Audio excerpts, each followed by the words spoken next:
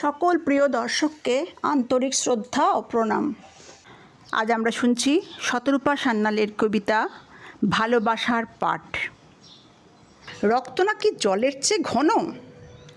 সত্যি না তা, সত্যি না কখনো।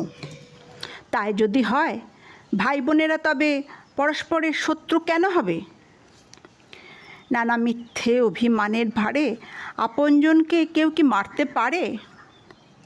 আসল কথা সবাই গেছে ভুলে, বিশ্বজুড়ে একখানা স্কুলে ঘেন্না হিংসে দেশ শেখানো হয়।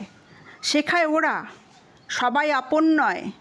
যারা তোমার ধর্মে মতে চলে তারা বাদে শত্রুর সকলে। কিন্তু দেখো রক্ত করে জল দুনিয়া জুড়ে যে মানুষের দল তোমার জন্য লাঙল চালায় মাঠে, ফসল ফলায়, কারখানাতে খাটে, সচল রাখে এ সভ্যতার চাকা। কোথাও তাদের নাম কি থাকে আঁকা? ধর্ম নিয়ে কতই মতবাদ, ভাতের তাতে পাল্টায় কি স্বাদ।